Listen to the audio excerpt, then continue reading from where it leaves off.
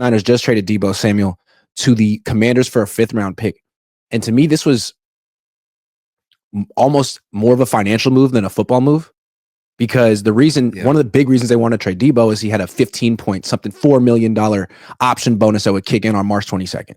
And the Niners owners decided he wasn't worth that much money. They didn't want to write that check to him. So to move this awful contract that's attached to a player who's still solid, they had to take a 5th-round pick. And they had to take a huge financial salary cap hit. So now let's look at Brandon Aiyuk. He's got a big option bonus, a $22 million plus option bonus that kicks in on April 1st. Do you think the Yorks are going to be okay writing that check, or do you think they want him off the team too? I personally think they want him off the team. Brandon Aiyuk has not, during this last offseason, he hasn't been a good team player. He's not the kind of player that you want to pay that kind of money to based on his off-the-field behavior. On the field, he's fantastic. I think the 49ers would love to move on from him. I don't see it being very, very realistic, though. What team wants to trade anything for Brandon Aiyuk at that price with the knee injury that he's currently going through? Like, what team doctor is going to sign off on a physical in the next 3 weeks? Can't even really demonstrate I just don't see it happening for Brandon Aiyuk. I think Brandon Aiyuk let's stick with it for a second. The Niners could say we'll trade him for a 6th-round pick. Just a flyer. Take a flyer on him. He doesn't fit. We have some financial problems, but maybe a team that isn't spending a lot of cash, that like Brandon Aiyuk before the deal, that feels like he's going to make a recovery eventually, and the Niners, and then they can be patient, might feel like, you know what, this is an opportunity to get him at a discount. I don't know. Maybe the Niners won't get that lucky. The statistics on the players that have gone through that injury is pretty awful. Like they never return to their original form after going through that injury. So I think teams know that, and I think the 49ers know that. And then you look at what they're paying for him. I think the Niners would love to move on from Brandon Aiyuk if they could get anything for him. And maybe they don't want much for him. Maybe they just want to move off the contract. But I don't know what teams would be willing to do that. So I think the Niners would love to, but I'm not sure that it's going to happen. I'm a little unsure about the Brandon Aiyuk one. What do you think happens? I don't know. I'm trying to think from the Yorks' perspective. This isn't a football discussion. This is not like what's the best football move for the 49ers.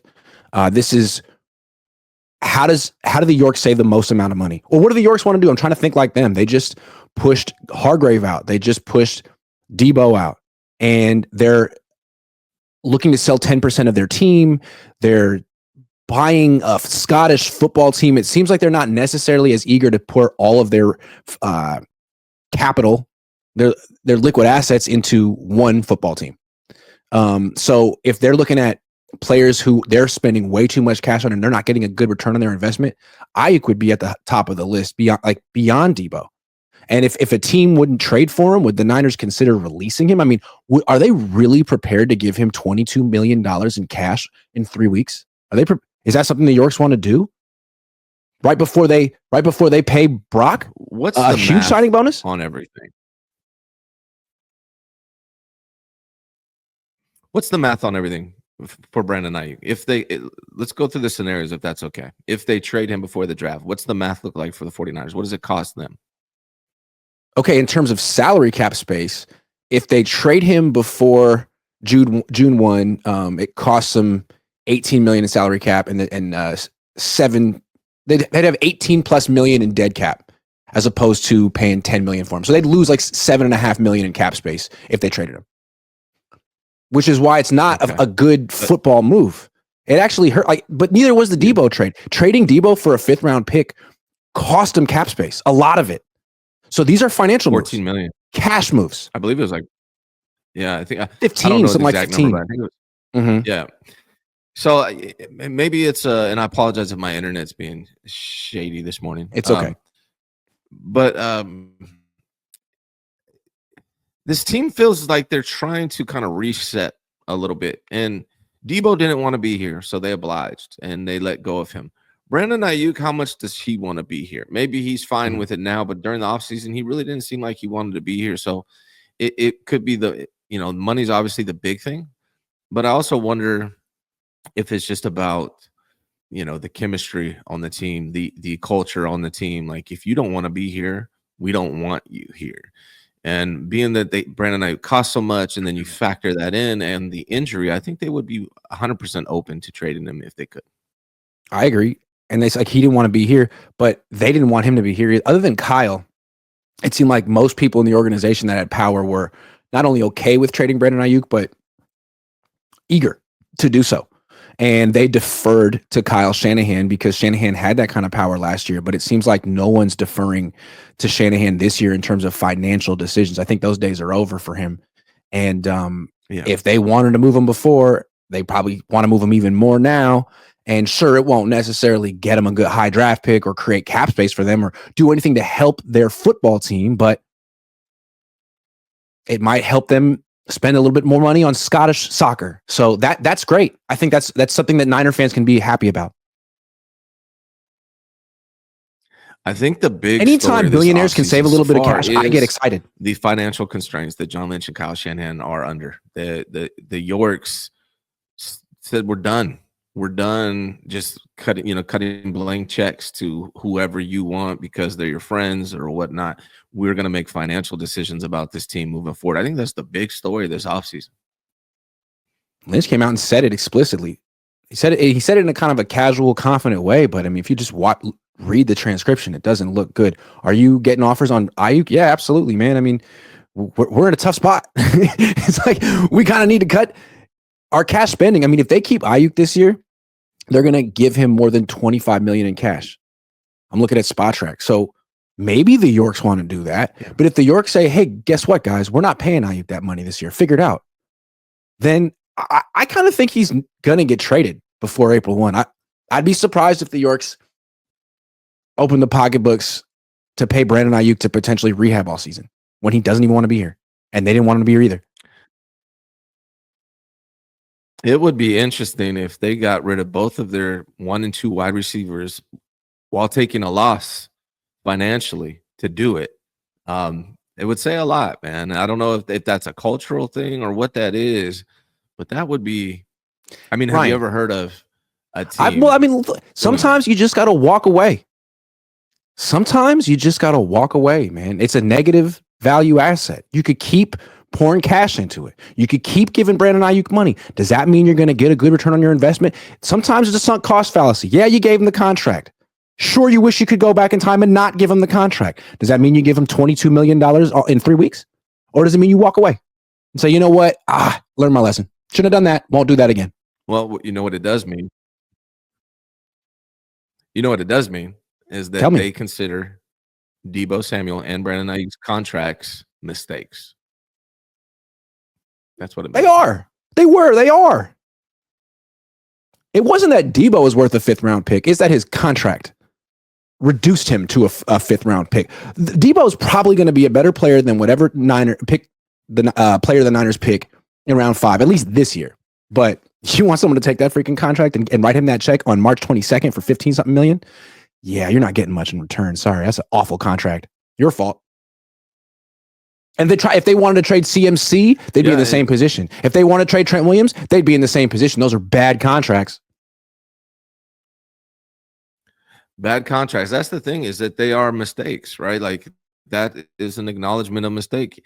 Whenever you pay a player like Deebo Samuel and he doesn't perform the way he did prior, it was a mistake. Even if it's hindsight. Like, I understand the reason why the 49ers wanted to pay Deebo when they did. I get it. But in hindsight, obviously, it was a mistake. Same with the Brandon Aiyuk one, right? Like, it was an injury. It's not something they could have foreseen. But in hindsight, it was a mistake. The Christian McCaffrey one was definitely predictable. I think that one, you can blame the 49ers for making that decision up front because the guy was injured when they did what they did. So the 49ers, John Lynch, Kyle Shanahan have made quite a bit of financial mistakes with the roster. Yeah, and it seems like what's interesting is the Niners have had Parag in the organization longer than Jed. He's been here since like 2001 or 2, something like that, and they really value his financial. I mean, he's their Howie Roseman. He doesn't know talent like Roseman, but they value his ability to save them money. And I think Parag has been deferring to Kyle and John for years.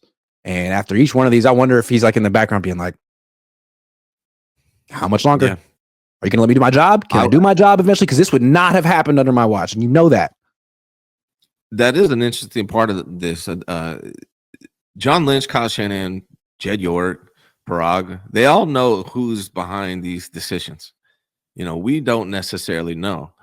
But if they all know that Kyle Shanahan is to blame for all of these decisions, that's an interesting dynamic behind the scenes.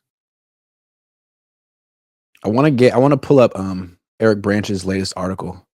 It's just so good. He's been really on fire recently. I want to give him credit. But he has he does his homework really well, and he has all these figures in terms of what the Niners actually spent last year. So let me get that for you real quick. Shout out Eric Branch.